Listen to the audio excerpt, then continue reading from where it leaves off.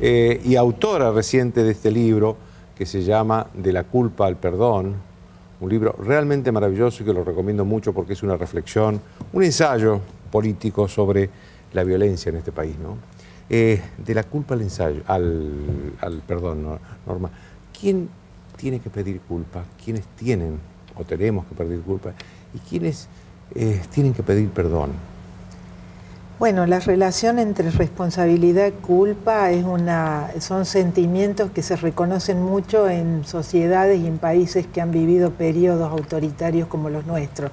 A mí quien me inspiró este título fue el testimonio o el alegato de Masera cuando en el juicio a las juntas... Sí, vos haces una larga disquisición sobre eso. Claro, porque yo en realidad volví no a Argentina, volví al juicio de las juntas. Claro. Yo había vivido en el exilio, volví para hacer una cobertura para el diario Globo, un contrato especial que hizo el diario Globo, que es el mayor diario de Brasil, y para Cambio 16. Yo no me di cuenta lo que significaba venir del exilio, estar fuera de Argentina, pero no volver a Argentina, volver al pasado. Entonces esos 6 meses que yo tuve que reconstruir, como hacíamos los periodistas, con la limitación del hecho, que no podíamos siquiera usar grabador y que éramos obligados a decir con palabras propias el drama de lo que habíamos escuchado ahí a lo largo de 600 testigos, ¿no? Yo siempre digo que Borges en un solo día dijo en 40 líneas lo que ninguno de nosotros pudo en 6 meses. Y parte de ese artículo está reproducido. La belleza de lo que él dijo, ¿no? No era un peronista, no era un comunista, era un hombre que sufría. Entonces, en la medida que no podamos entender que hay un sufrimiento, porque quedamos con las víctimas, con los actos heroicos y con los malos, pero no terminamos de humanizar lo que nos pasó, en el sentido de que los criminales también forman parte de nuestra sociedad. Es decir, es mucho más fácil ponerlo en el terreno de lo monstruoso para no reconocer que eso salió de las entrañas de nuestra sociedad. No eludo la pregunta, sino para ponerlo en contextualizarlo. Y me acuerdo que Masera, con esa, fue impresionante su alegato. Entonces le hacía a los jueces, dijo, yo soy responsable, pero no me siento culpable. Como teníamos miedo, como los Falcon estaban en la puerta, yo no me di cuenta de lo que él había dicho en ese día. Estaban en la puerta, literalmente. Estaban en la puerta, teníamos miedo. Yo me acuerdo que después del alegato de Masera, una madre, abuela que murió, me dijo, creí que esa noche me secuestraban. Fue impresionante, yo veía a los policías parados así, lo que fue su alegato. 20 años después, cuando yo volví a escuchar, entendí y me pregunté y reflexiono en el libro, si en realidad él lo que estaba diciendo era, yo soy responsable de haber mandado matar, pero ustedes, la sociedad, los jueces, la prensa, los empresarios, todo lo que configura una sociedad, son, en el alegato de Masera, los culpables de haberlo dejado matar. Esa relación de no admitir una responsabilidad, porque ahora no sirve hacer un mea culpa y que andemos todos patrullándonos ideológicamente qué hicimos. Hay que desmontar lo que es el fenómeno del terrorismo de Estado. Cuando se asumen las responsabilidades, no se le echa la culpa a nadie. Y en ese sentido es la relación de responsabilidad y culpa. Yo estudié mucho otros procesos, sobre todo el alemán, y ahí aparece claramente cómo las sociedades, después del horror que se vive, viene un periodo de mucha vergüenza. A nosotros se nos agregó la humillación de una guerra perdida. Si observas, nosotros recién ahora, 30 años después, hemos admitido la humillación de haber perdido una guerra. De modo que nosotros celebramos el advenimiento de la democracia, pero no vivimos esa humillación. Entonces, la próxima generación, una se autocompadece porque tiene vergüenza y la otra se llena de culpa. Son procesos que se van dando en una sociedad que nos cuesta entender como proceso.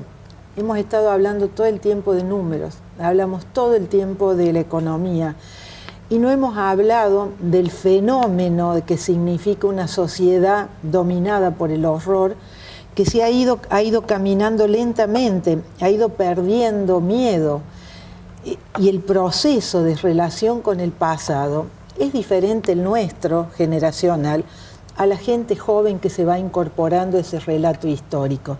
Por eso me preocupa que se les dé a las nuevas generaciones, que son las que han nacido en libertad, que son las que tienen que construir democracia, paz, pacificar nuestro país de ese horror que todavía lo tenemos como peso, que se les esté dando una idea de enemigos, que se esté falsificando lo que se vivió, porque en el medio contamos lo que pasó, pero no nos hemos preguntado por qué pasó. Entonces, esto en un debate adulto, no que andemos todos con el dedo. Yo digo siempre, ¿quién puede culpar al buen vecino que cerró el visillo para no ver lo que pasaba afuera porque estaba muerto de miedo? Entonces hay responsabilidades mayores, el ciudadano de a pie tiene menos responsabilidad. Pero hemos tenido una democratización donde todo el tiempo nunca hay responsables, siempre hay culpables. No somos una sociedad en la que uno diga, bueno, yo soy responsable por esta generación, soy responsable por lo que hacemos. Hago un paréntesis. En el debate de YPF, la palabra que más se dijo, nos hacemos cargo. Y yo decía, qué raro, porque no es un tema de hacerse cargo, es un tema de hacerse responsable. Y en la vida colectiva hay responsabilidades penales, porque decir me hago cargo no es una cosa que soy valiente y me hago cargo, no. Y me parece que vamos caminando hacia la palabra responsabilidad, que es lo que tiene que ser el comportamiento cuando hay autoridad democrática, que es lo que no tenemos todavía. Norma, y quiero aclarar que, porque hay un dato que vos no solés mencionar mucho, en el libro está, vos tenés 2 hermanos desaparecidos, tu madre fue fundadora de las Madres de Plaza de Mayo y vos estuviste en el exilio. Si quien habla lo dice con autoridad moral, no es que lo estuviste viendo de lejos, lo padeciste muy de cerca todo esto. Ahora, yo veo ahora una sociedad que es, por ahí digo, es una parte, tal vez sea una minoría, que está intensamente interesada en los derechos humanos y en lo que pasó durante la dictadura. Y otra parte, tal vez mayoritaria, que no quiere recordar. Es como si esa etapa no hubiera pasado. Un poco lo que pasó con la Guerra de las Malvinas durante mucho tiempo. Es decir, la guerra no pasó. Todos festejamos, yo no, personalmente no, pero digo... Sí, yo también me opuse a la guerra, escribí contra la guerra. Yo también, pero digo, en ese momento muchos argentinos, la mayoría de los argentinos apoyaban, y después que se perdió la derrota nunca más nadie había participado en nada. Es tan íntimo, yo digo que lo más íntimo en una persona es el dolor, y es lo más difícil de entregar. Vos me conocés hace tiempo, y es probable que yo nunca te haya contado cosas que yo recién ahora me admito a exponer públicamente. Porque hay que decirlo, que cuando uno regresó, tener hermanos, tener familiares desaparecidos no era una tragedia, era un delito. Yo llevé durante mucho tiempo el estigma, como muchísima otra gente, por pertenecer a esa parte de la sociedad que había sido la parte perseguida. De modo que yo siempre digo que yo tengo autoridad para contar a otros lo que me pasó, pero no tengo ningún derecho para, desde mi propio dolor, ponerme por encima de la ley. Entonces, yo me he pasado muchos años de mi vida dominada por el dolor, escuchando testimonios, escribiendo, tenía casi una obsesión. Y agradezco a la vida que me haya permitido, yo digo, yo lavé mi alma, porque no se puede vivir escribiendo este libro. Escribiendo, es decir, yo digo, me desprendí del pasado, no me olvido. Me desprendí, y porque me desprendí puedo ser una persona que pueda ayudar a mi país. Yo no digo que hagan todos lo que yo hice, a mí me sirvió, a mí me convirtió en una persona serena, me ha hecho una persona útil a mi país. Yo, gracias a que pude desprenderme de ese pasado, mi obsesión es crear antídotos contra ese pasado, porque la sociedad argentina hemos llegado a un consenso, no queremos vivir en dictadura. Nos falta ser adultos y saber que para no vivir en dictadura no alcanza con no tener un general en la presidencia. Tenemos que tener una legalidad compartida por todos, una legalidad democrática, tenemos que tener instituciones que todos respetemos, Y ahí en relación a lo que decías, a mí siempre me impresionó porque hay personas que quieren olvidar y otras que tienen obsesión por recordar. Y pongo el ejemplo que a mí me sirvió mucho cuando estaba haciendo televisión. Junté en una misma mesa al sobreviviente de Auschwitz, a Fuchs, que escribe mucho en Página 12, y a Pablo Díaz, sobreviviente de la Noche de los Lápices, un joven y una persona grande. Jack empezó a recordar en los últimos 20 años, porque ocupó todo el otro tiempo para vivir y proteger a su hija de lo que le había pasado siendo un sobreviviente de Auschwitz. Pablo Díaz, él recién salía de lo que había sido la Noche de los Lápices. Y me acuerdo ahí, cuando los vi a los dos, entendí que el viejo necesita recordar para no morir y el joven necesita olvidar para vivir. El que fue joven y que salió con semejante carga necesita vivir, necesita construir vida. Es decir, la muerte nunca ayuda a construir. Entonces, la sociedad argentina está muy dominada por la muerte. Tenemos noticieros que chorrean sangre, no hablamos de la vida. La vida es contradictoria, es plural, es difícil, porque la vida nos obliga a respetarnos. No podemos invocar los derechos humanos y después no respetar al otro. A mí yo siempre digo la belleza que hay en la idea de derechos humanos, porque si decimos que hay crímenes de lesa humanidad, es porque antes hemos entendido que un hombre es la humanidad, que lo que le pasa a un hombre le pasa a la humanidad. Si reconocemos la violación, tenemos cuanto más construir la vida de respetar al otro. El otro es un igual. A mí me impresiona, este libro fue escrito 10 años atrás. Ninguna editorial quiso lo decía en publicar. La presentación. Y hoy, qué te decían los editores para no No, nadie me decía, no, eran muy respetuosos, pero yo no conseguí de nadie que me diera una razón. Entonces empecé a tener curiosidad, que esto es lo que a mí me salva, porque yo no me sentía rechazada. Y hoy entiendo que la cautela de los editoriales tenía razón, porque todavía somos una sociedad donde es fácil hablar de crimen, de muerte, de insultarnos, de odio. El odio a nadie le parece mal y el perdón suena como parece una cosa, bueno. Y ahora sí. Contás en el libro una linda anécdota con el actual presidente de Alemania, que sí, no lo conociste en el momento que era presidente, pero sí vos le contaste sí, que no tenías editor y él te dice una frase muy importante. Sí, ¿no? que él me profetizó que el libro se iba a leer en 10 años. Pero lo que fue interesante es que él vino a Argentina, vino a la Comisión de Derechos Humanos, yo era diputada en la época, quien lo había traído era la Fundación Neumann y quien me invitó a mí fue el diputado Pinedo, la derecha y la izquierda sentadas en un mismo lugar. Y apareció este dirigente que había organizado los archivos de la Stasi, la policía política de la Alemania comunista. Había el que inspiró la vida de los otros, pastor, teólogo. Desde el púlpito de Rostock, él combatió y resistió la falta de libertad del régimen de la Alemania del Este. Y era una maravilla, porque todo lo que él dijo se aplicaba a Argentina. Esto de que ninguna generación tiene que cerrar las cuentas con el pasado para no endilgarle a la que viene ni dolor ni desasosiego. Cómo la culpa tiene instancias morales, políticas, jurídicas, y se resuelven de diferentes maneras. Y él dice, la culpa destruye la relación con Dios. Y ahí viene la intimidad. ¿Quién tiene que perdonar? Tenemos que perdonarnos a nosotros mismos.